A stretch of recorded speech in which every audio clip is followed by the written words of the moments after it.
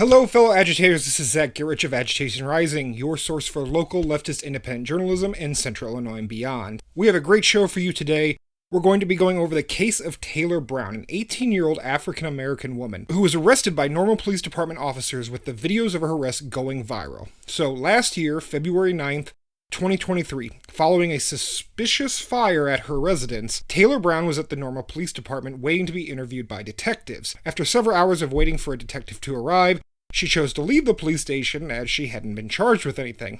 However, before she could leave, Officer Serena Cunningham, who is now Sergeant Serena Cunningham, under orders from Detective Taylor Van Weinsberg, seized Brown's phone without a warrant and without articulating any probable cause.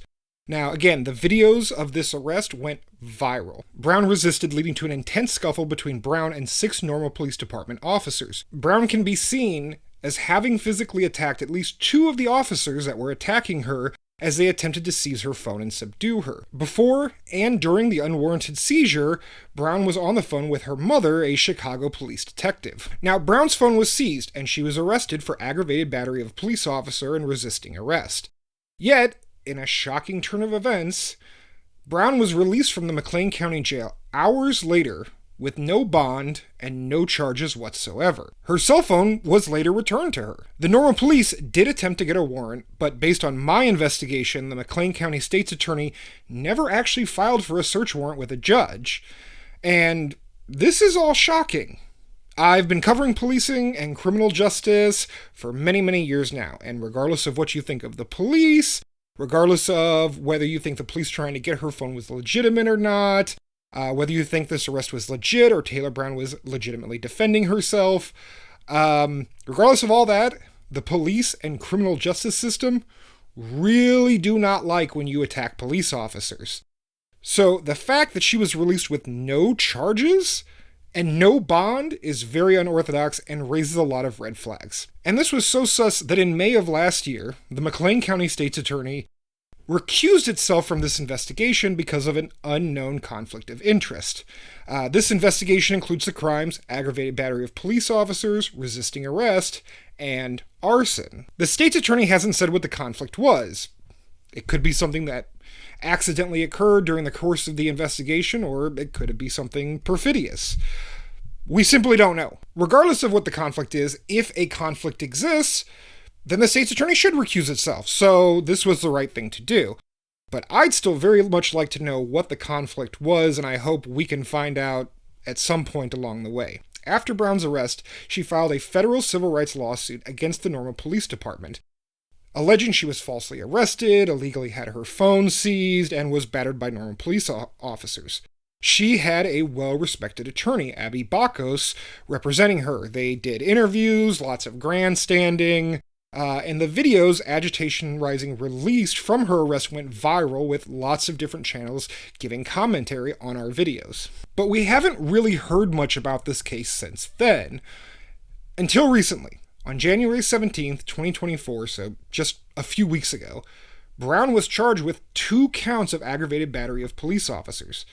The charges were filed by Tom Brown of the Office of Illinois State's Attorney's Appellate Prosecution. Remember, the McLean County State's Attorney recused itself, so they had to get a special prosecutor. Now, aggravated battery of a police officer are Class C felonies, so these are pretty serious charges. At the same time, Miss Brown's attorneys for her civil case, they are bouncing. They are out. They don't want anything to do with this case. Both Miss Bacos and Brown's other attorney, Ronak Mazuria, have filed motions to withdraw from the civil case. I've never heard of Mazuria before, but she works in the same law firm as Miss Bacos.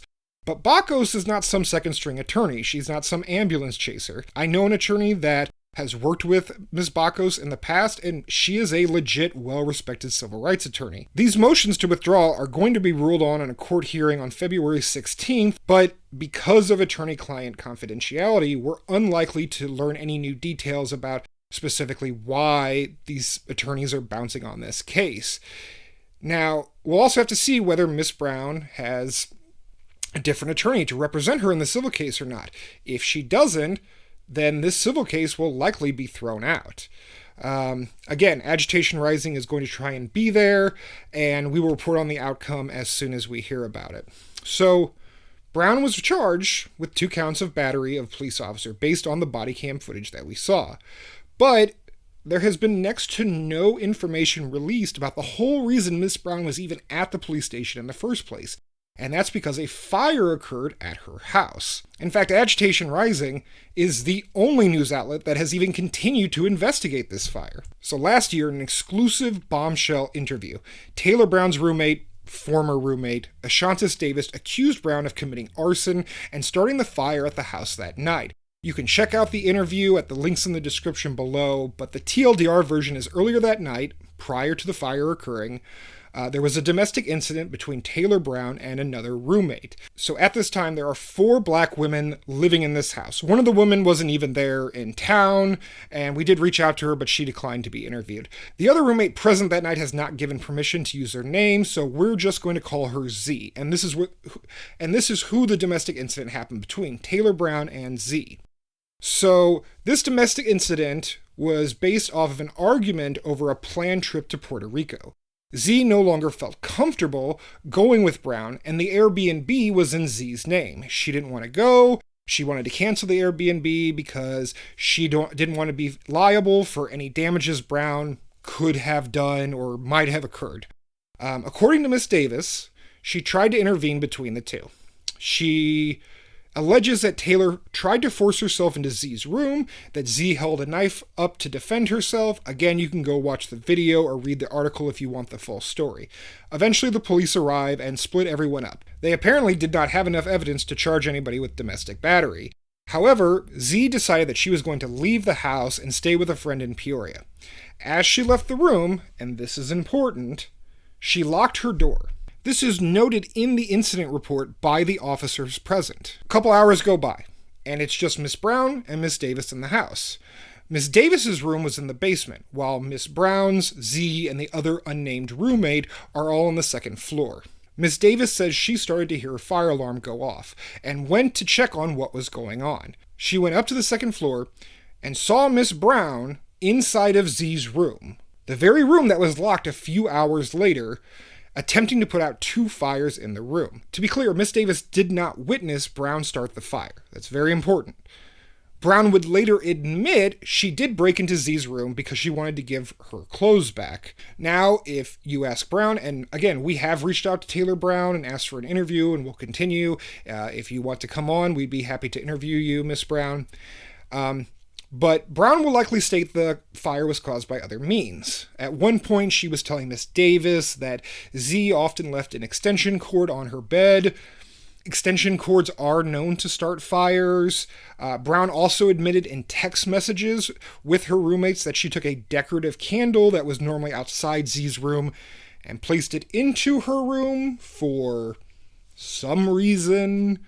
So these are defenses that Brown might use if she is ever charged with arson for the fire that occurred that night, or if she's ever even asked any questions about it. However, based on my sources, people that are close to this case, based on my investigation, it does not look like Brown is going to be charged with arson.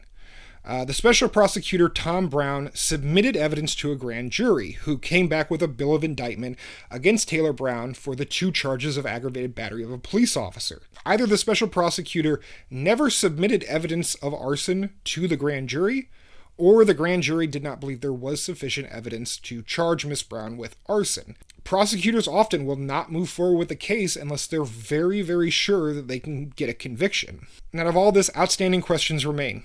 Why did it take so long for charges to be filed against Taylor Brown? How and why was she initially released from jail with no charges and no bond? Why did State's Attorney Erica Reynolds recuse her office from working on this case? When will information regarding the fire ever be released to the public? Hopefully, we get some answers to these questions soon, and if you find out any information, please feel free to reach out. Now, Brown's arraignment for the 2 Class C felonies is this Friday, February 16th, 2024. Obviously, Miss Brown is innocent until proven guilty in a court of law. We will continue to follow this story and report any new information. So thank you for tuning in. Please like, subscribe, share the channel. We're trying to get to 1,000 subscribers on YouTube so we can get monetized and provide bigger and better reporting. So hit the subscribe button, and if you're watching this on Facebook, please follow the link over to YouTube real quick and just hit that subscribe button. Keep agitating, keep rising, and we'll see you on the other side.